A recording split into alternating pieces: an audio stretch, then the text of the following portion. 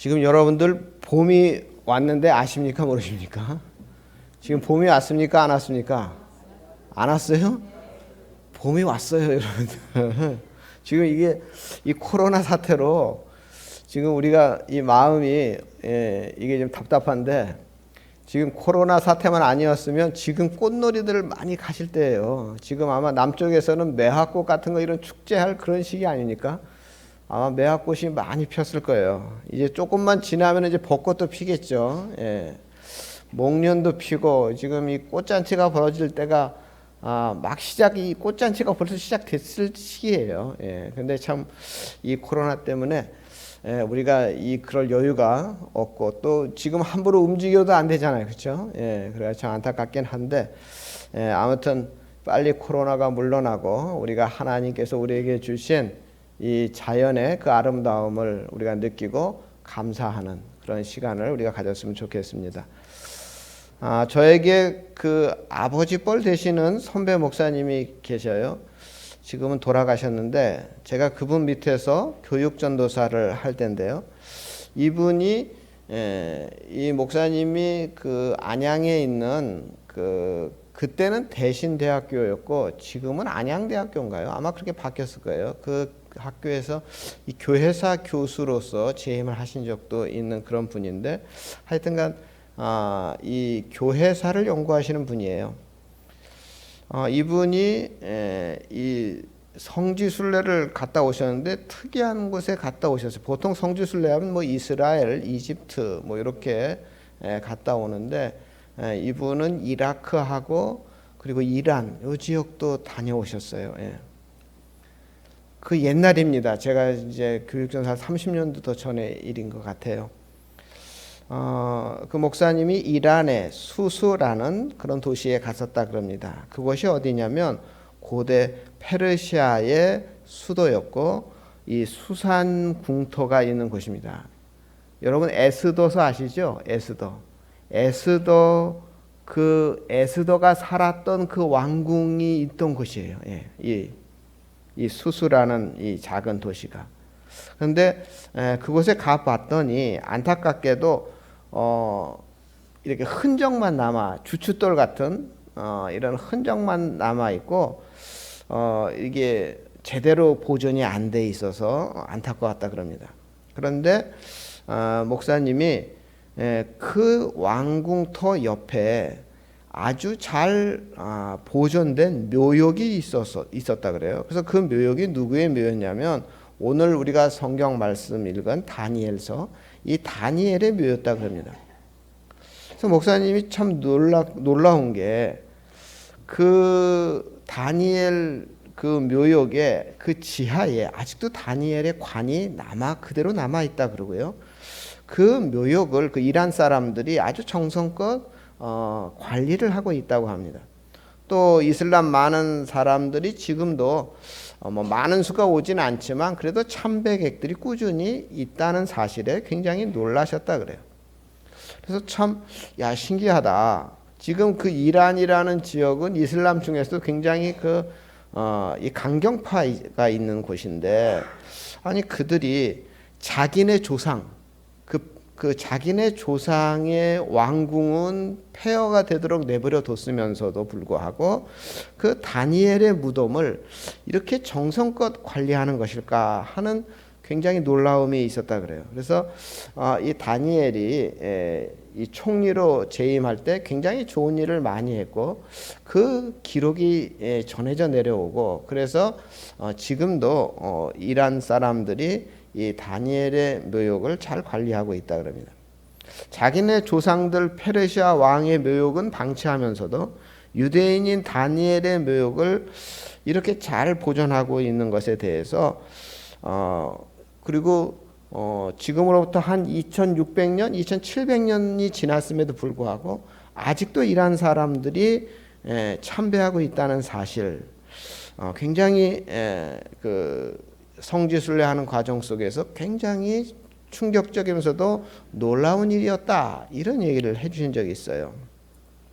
그래서 저도 한번 나중에 기회가 되면 가봐야 되겠다 그랬는데 이제는 가볼 길이 없는 그런 상황인데요. 어쨌든 참으로 놀라운 일 아닙니까? 다니엘이라는 인물이 제가 다시 보이더라고요. 참 대단했던 사람이구나. 다니엘이 말하자면 원수의 나라죠. 적국에서 이방 땅에서 지금까지도 2600년, 2700년이 지난 지금까지도 이렇게 추앙을 받고 있다. 이 놀라운 사실, 여기에는 분명히 하나님의 섭리가 있다고 밖에 달리 설명할 수가 없습니다. 그럼 도대체 다니엘은 어떤 사람이냐? 하나님께서 다니엘이 어떤 사람이었길래 이렇게 높이 들어 써 주셨을까요? 오늘 이 점을 살펴보면서 다니엘을 통해 우리 신앙의 교훈을 한번 찾아보도록 하겠습니다. 다니엘은 그야말로 난세요 풍운의 시대를 살았던 대표적인 사람입니다. 어린 시절 나라가 망합니다. 그래서 강대국이었던 바벨론의 포로로 어린 시절에 끌려갑니다. 그리고 다니엘이 바벨론의 포로 생활을 하는 동안 그 바벨론이라는 나라의 정권이 6번이나 바뀝니다. 느부갓네살 2세가 왕일 때 이 다니엘이 포로로 붙잡혀 갔는데요.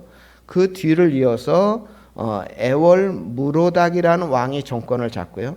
네리글리살이라는 왕이 또 정권을 잡고 라바시 말둑, 또 나보니스, 그 다음에 벨사살, 이렇게 한 45년 정도 이 기간 동안에 왕이 6번이나 바뀌게 됩니다. 이 바벨론 말기에 얼마나 혼란했던가 하는 것을 알 수 있는 대목인데요. 그리고 결정적으로 이 페르시아가 페르시아란 나라가 갑자기, 지금 이란이죠. 그 이란이라는 그 페르시아라는 이 나라가 갑자기 부흥해요. 그러면서 이 바벨론이라는 제국을 멸망시켜 버립니다. 그러니까 지금 다니엘이 느부갓네살 왕 때 포로로 끌려갔어요. 왕이 6번이나 바뀌었어요. 그리고 결국은 뭐까지 바뀌었어요? 나라가 바뀌었습니다. 그래서 다니엘은 이 페르시아의 속국이라고 할 수 있는 메데 지역에 머물고 있었는데, 메데의 다리오 왕의 통치 하에 살게 되었습니다. 그러니까 여러분, 어떤 상황이냐면요, 조선시대 말에 고종 때 내가 태어났다고 한번 생각해 보세요. 여러분들이 고종 때 태어났어요. 근데 고종이 얼마 지나지 않아서 독살당해서 죽고 순종이 되고, 그리고 나서 또 나라가 빼앗겨서 일제시대가 되고, 또 일제시대 힘들게 잘 버텨서 해방되는가 싶더니 미 군정이 나라를 또 통치를 하고, 그러더니 또 남과 북으로 또 나뉘고, 그러더니 또 좀 있다가 6.25 전쟁이 터지고, 이거 얼마나 혼란스럽습니까? 이것보다도 사실은 더 혼란할 때 정말 난세에 다니엘이 살았던 것입니다. 다니엘은 이런 역사의 소용돌이 고비고비마다 엄청난 위기가 있었겠죠. 근데 그 위기를 잘 극복했습니다. 하나님의 놀라운 역사로 다니엘은 이 모든 난세를 잘 극복했습니다. 새로 들어선 정권과 백성들의 존경을 받으며 높은 위치를 계속 이어갈 수가 있었습니다. 여러분, 정권이 바뀌면 어떻게 되죠? 정권이 바뀌면 고위직은 다 물갈이 됩니다. 그렇지 않습니까? 이게 새로운 정권이 드러나면 백성들은 바뀌지 않아요. 그러나 이 고위직들, 일반 공무원들은 바뀌지 않죠. 그러나 고위직 공무원들은 어떻게 됩니까? 싹 이게 물갈이 되는 거죠. 여러분, 그런데 지금 6번의 정권이 바뀌고 또 나중에는 나라도 바뀝니다. 그런데도 불구하고 다니엘이 그 높은 위치를 계속 유지했다. 이건 여러분 놀라운 일입니다. 특별히 이교도의 철권 통치가 그토록 위용을 떨칠 때 다니엘은 신앙의 지조를 잘 지켜냈습니다. 2600년이 넘게 한 700년은 안 되고요. 지금까지 이방 땅에서 그 이란 사람들도 존경하는 인물이 다니엘이라는 게 굉장히 놀라운 일이죠. 도대체 다니엘이라는 사람은 어떻게 했기에 이 난세를 극복할 수 있었을까요? 정답은 전적으로 하나님의 놀라운 섭리 속에 있었기 때문입니다. 하나님이 특별히 다니엘을 사랑했고 한없는 은혜와 은총을 베풀어 주셨는데, 왜냐하면 다니엘의 남다른 신앙적인 태도가 있었기 때문입니다. 하나님의 사랑을 받을 수밖에 없는 다니엘에게서만 찾을 수 있는 독특한 신앙의 태도를 우리는 다니엘에게서 발견할 수가 있습니다. 오늘은 우리 성도님들이 이 다니엘의 이 특별한 신앙을 한번 잘 살펴보시고 깨달으시기 바랍니다.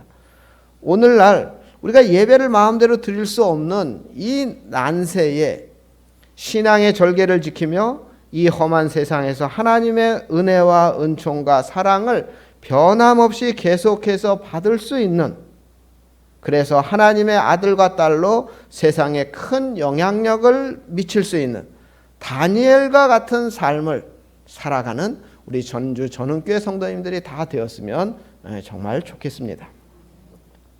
다니엘서는 어린 시절 다니엘이 겪었던 한 사건을 소개하는 것으로부터 시작을 하고 있는데요. 바벨론의 느부갓네살 왕은 이스라엘을 정복하여 식민지로 삼고 이스라엘 백성들을 포로로 끌고 온 뒤에 정권 강화를 위한 후속 작업에 들어갑니다. 그 후속 작업의 일환으로 왕족이나 그 포로로 끌려온 그 사람들 중에서 똑똑하고 유망한 소년들을 교육하기 위해서 인재 양성 프로그램을 시작합니다.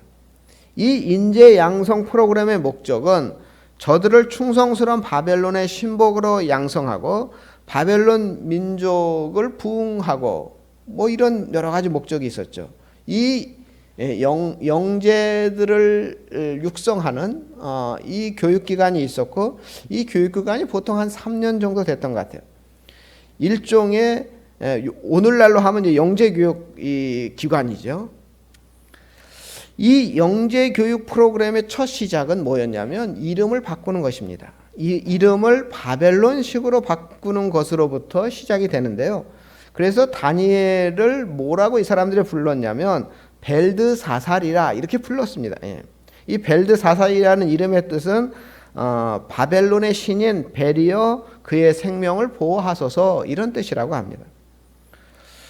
우리나라 영재교육기관으로 유명한 것이 이제 민족사관고등학교라는 것이 있는데요. 이 민족사관고등학교 이 텔레비전에 한번 나와서 제가 유심히 봤는데요.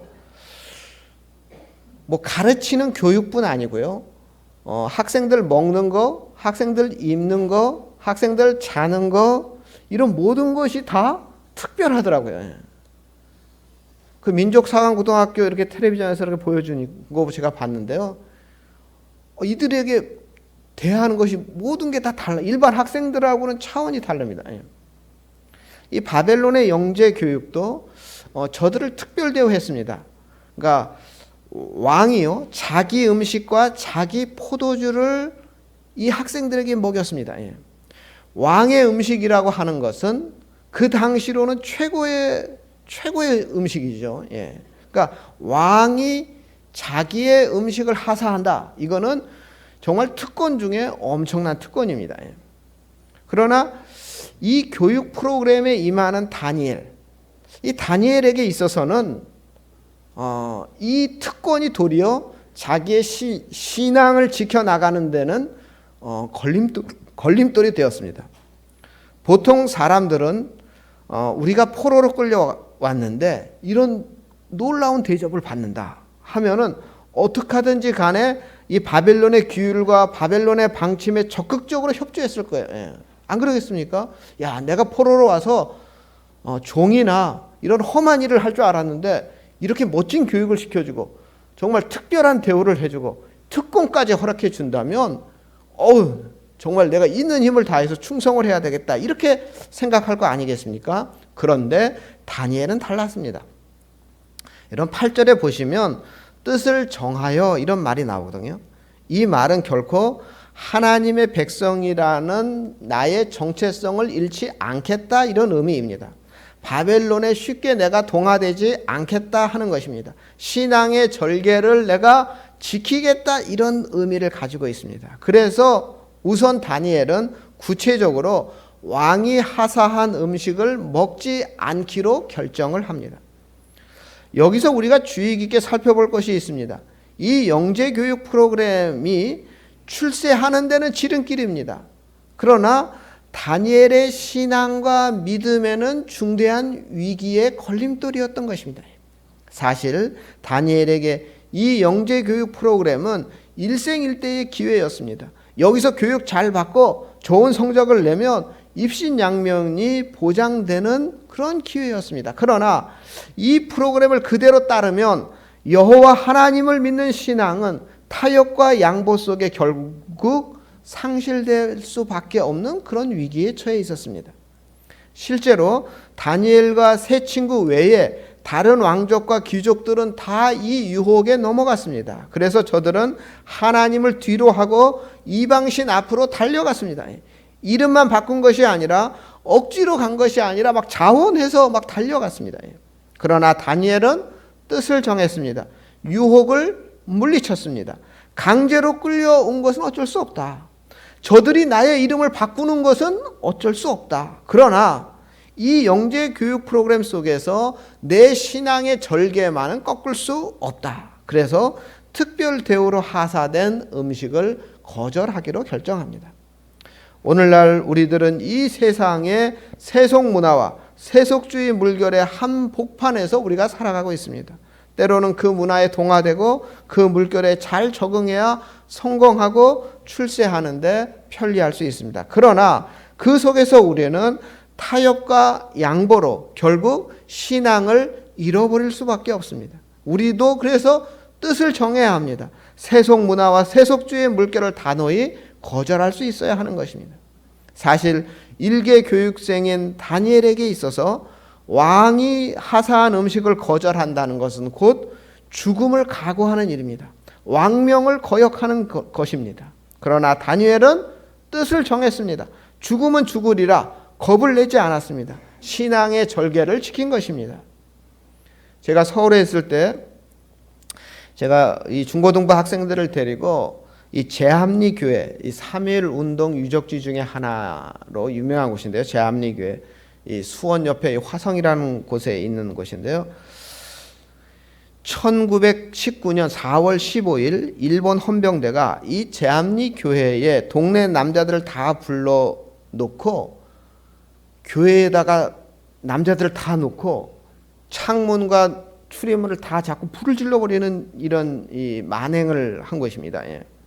그것뿐이 아니고 그 교회에 불을 지르자 그 아낙네들이 와가지고 우리 남편, 우리 아들 막 하면서 막 달려들었지 않겠습니까? 그들을 향해서 총을 쏴서 그들을 다 죽인 그런 어마어마한 사건이 바로 이 제합리교회 사건입니다. 이 유적지를 제가 갔다 왔는데요. 해방 후에 거기 기록에 보니까요. 해방이 지난 게 1919년에 일어난 일인데 해방 후에 1955년, 그러니까 엄청난 이 기간이 지나서 1955년 7월에 이들을 위한 장례식이 치러졌습니다. 예. 참 좀 안타깝더라고요. 그 기록을 보고 제가 너무 안타까웠어요. 예. 그러니까 1919년에 이 학살이 일어났는데 이들에 대한 장례식이 1955년 7월에 거행됐습니다. 예. 죽은 이들의 유골과 유품을 모아서 묘역을 만들고 묘비를 만들고 장례식을 하겠습니다. 예. 근데 거기 그 묘비에 이렇게 써 있어요. 그 묘역 앞에 신앙의 절개를 지키다가 숨져간 자랑스러운 하나님의 자녀들, 그리스도의 사랑으로 일본을 용서하되 잊지는 말자, 이렇게 써 있습니다. 예. 때로는 우리가 신앙의 절개를 지키다가 큰 손해를 볼 수 있습니다. 심지어 죽을 수도 있습니다. 그러나 그렇다 하더라도 우리는 뜻을 정해야 됩니다. 신앙의 절개를 지키는 이 일에 우리가 우선해야 하는 것입니다. 자, 우리 다니엘서 오늘은 1장을 읽었는데요. 6장을 보시면요.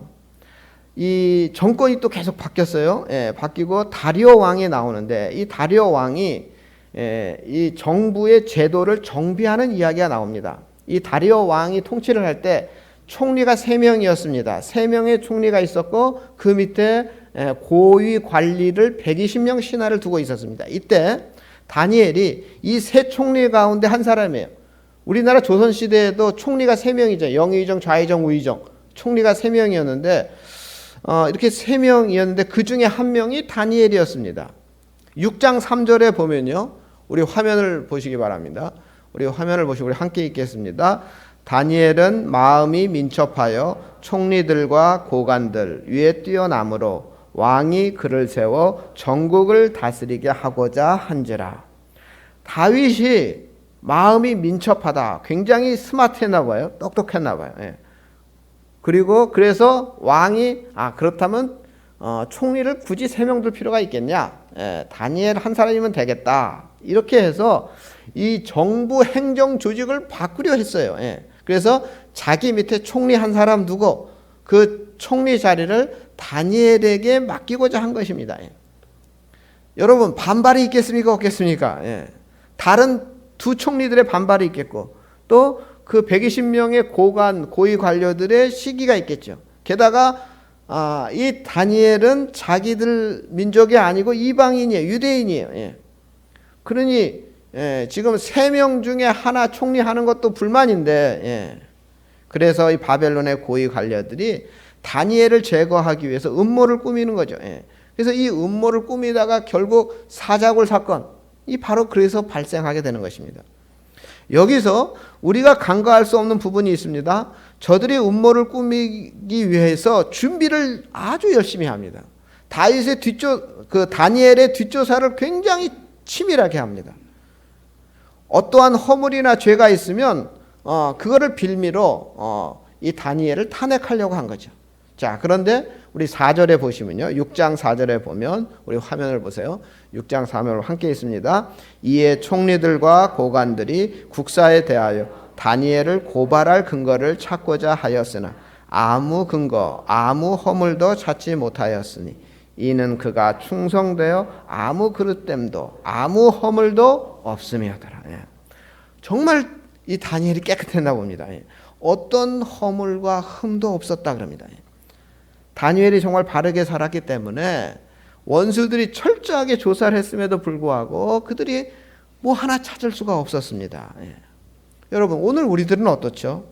장관 하나 뽑을 때 얼마나 많은 허물들이 발견됩니까? 쉽지 않은 일이지만 우리들 모두 이 세상을 사는 동안에 정말 깨끗하게 살아야 됩니다. 세상 사람들이 우리를 고발하고자 어떤 뒷조사를 해도 정말 다니엘처럼 흠도 없고 허물도 없는 그러한 삶이 우리 기독교인의 삶이 돼야 되는 것이죠. 제가 대학원 다닐 때 이 한국 교회사의 권위자인 이만열 교수님이 저희 학교에 오셔서 특강을 한 적이 있는데요.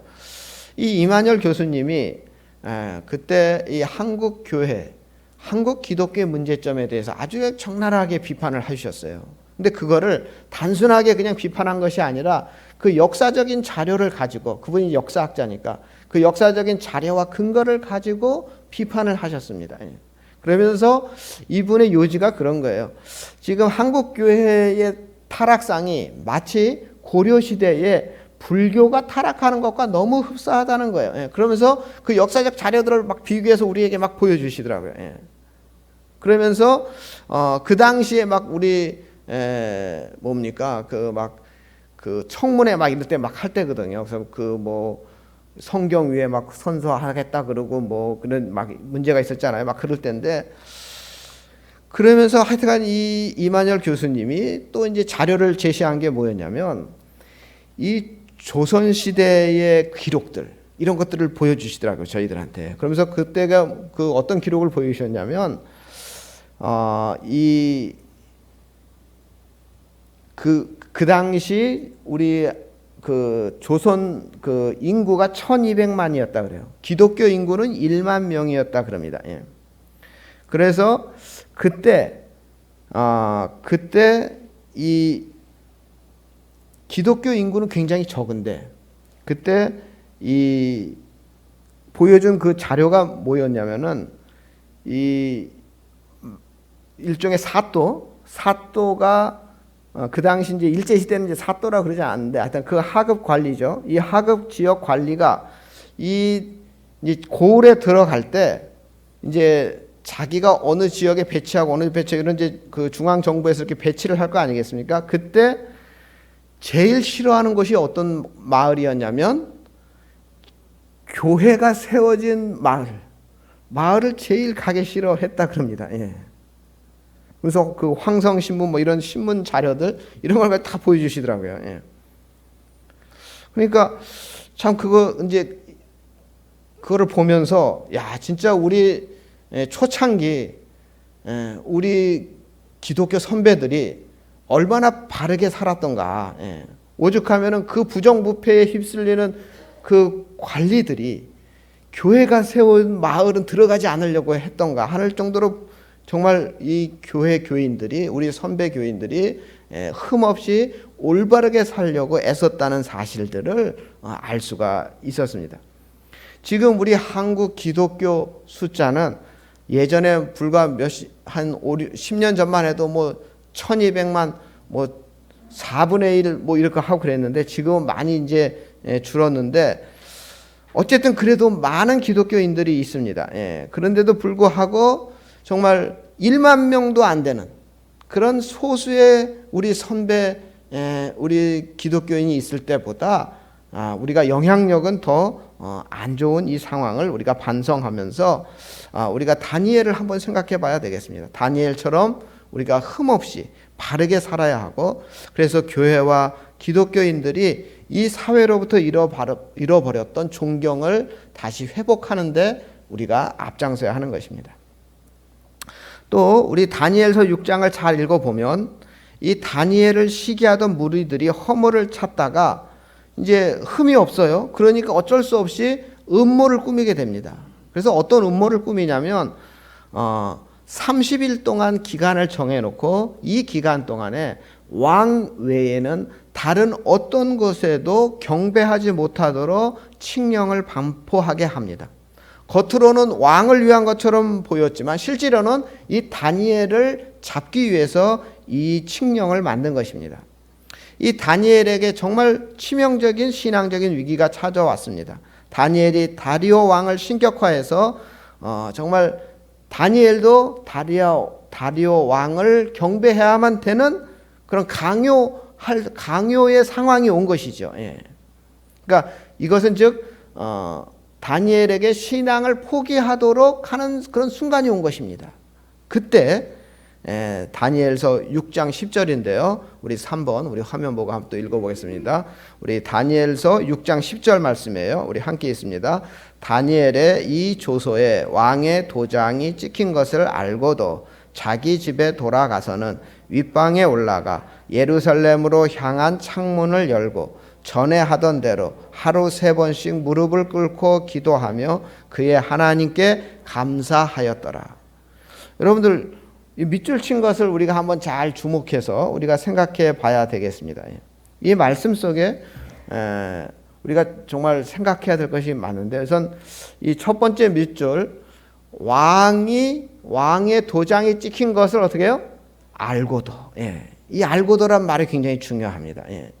다니엘은 지금 기도하면 안 된다는 사실을 잘 알면서 기도했습니다. 왕의 칙령을 모르고 기도한 게 아니에요. 모르고 잘못을 범하고 모르고 사자밥이 된 게 아니에요. 다니엘은 사자굴에 들어갈 수밖에 없는 사실을 알고도 기도한 것입니다. 그리고 다음 밑줄 친 거 보시면은 어떻게 해요? 전에 하던 대로.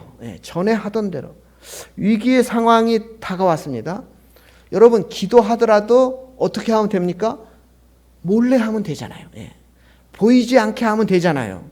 기도 시간을 바꾸면 되잖아요. 그런데 그렇게 하지 않았습니다. 그냥 평소 하던 대로 하루에 3번 예루살렘을 향하여 창문을 열어놓고 기도했습니다.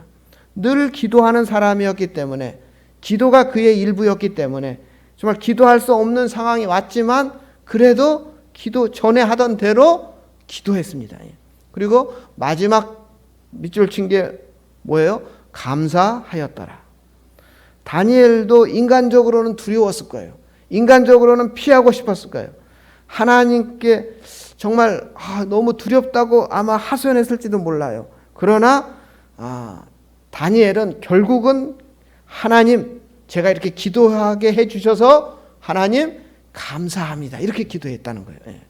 다니엘은 늘 기도하던 대로 변함없이 기도할 수 있게 해주신 하나님께 감사했습니다. 그러니까 알고도 했고요, 전에 하던 대로 했고요, 그리고 여러 가지 어려움과 두려움과 떨림이 있었지만 결국은 어떻게 기도했다고요? 감사로 기도했습니다. 그러니까 여러분, 다니엘은요, 이게 기도가 습관이 되어 있었기 때문에 이게 가능했다고 저는 봅니다. 그러니까 기도 생활이 규칙적으로 계속됐던 사람이기 때문에 이 위기 상황 속에서도 변함없이 기도할 수 있었던 것입니다. 여러분, 마태복음 6장에 보면요, 우리 화면, 우리 5번, 우리 마태복음 6장 우리 함께 있습니다. 또 너희는 기도할 때에 외식하는 자와 같이 하지 말라. 너는 기도할 때에 내 골방에 들어가 문을 닫고 은밀한 중에 계신 내 아버지께 기도하라. 또 기도할 때에 이방인같이 증언부언하지 말라. 제가 이게 본문을 다 쓰지 않고 중요한 부분만 제가 발췌했는데요, 마태복음 6장은 예수님께서 기도는 이렇게 해야 된다 하는 것을 가르쳐 주신 거예요. 그런데 지금 이렇게 기도에 대해서 가르쳐 주시면서 지금 밑줄 친 거를 보시면 너는 기도할 때에, 너는 기도할 때에, 이 기도할 때라는 말을 계속 반복하고 있어요. 즉 이것은 뭐냐면 예수님이 우리에게 기도를 가르쳐 주시면서 기도는 항상 어떻게 하는 것이다? 규칙적으로 하는 것이다 하는 것을 이미 전제하고 기도에 대해서 가르쳐 주셨다 하는 것을 알 수 있습니다. 지금 기본적인 자세에 대해서 말씀하고 있습니다. 기본적인 기도의 내용에 대해서 말씀하고 있습니다. 이런 기도의 가르침에 앞서서 기도는 규칙적으로 드리는 것이다 하는 것을 이미 전제하고 기도에 대한 가르침을 주시는 말씀입니다. 여러분, 우리가 어쩌다가 간만에 기도해서는 기도가 잘 되지 않습니다. 뭐 특별히 급한 일이 생기고 특별한 일이 생길 때 기도한다? 기도가 잘 되지 않습니다. 늘 기도하는 사람들, 규칙적으로 기도하는 사람들, 변함없이 기도하는 사람들이 기도가 되는 것입니다. 다니엘은 난세요 풍운의 시대를 살았던 사람입니다. 그러면서도 다니엘은 신앙의 절개를 지킬 수가 있었고 이방인들에게까지 진심으로 존경과 추앙을 받게 되었습니다. 이방 땅에서 큰 영향력을 발휘하면서 살아갔습니다. 그 이유는 이 다니엘만의 특별한 신앙 태도가 있었기 때문입니다. 다니엘은 하나님만 섬기겠다, 이 뜻을 정하고 살았습니다. 그리고 흠이 없도록 늘 본이 되도록 다니엘은 살았습니다. 그리고 다니엘은 변함없이 꾸준히 기도를 했습니다. 이것이 바로 난세를 극복한 다니엘의 신앙의 비결입니다.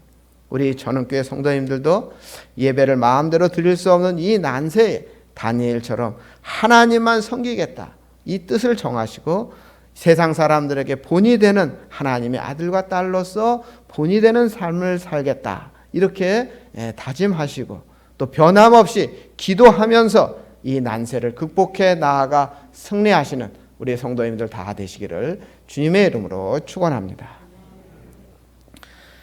전지전능하신 하나님, 저희들 하나님만 섬기는 다니엘처럼 지조 있는 신앙생활을 할 수 있게 하여 주시옵소서. 이 땅에 살아갈 때 세상 사람들에게 본이 되게 하시고 우리가 항상 꾸준히 계속해서 기도 생활을 할 수 있게 하여 주시옵소서. 원수 마귀들이 들끓는 이 난세를 극복하게 하시고 다니엘처럼 승리하는 우리 성도님들 되게 하여 주시옵소서. 예수님의 이름으로 기도드립니다.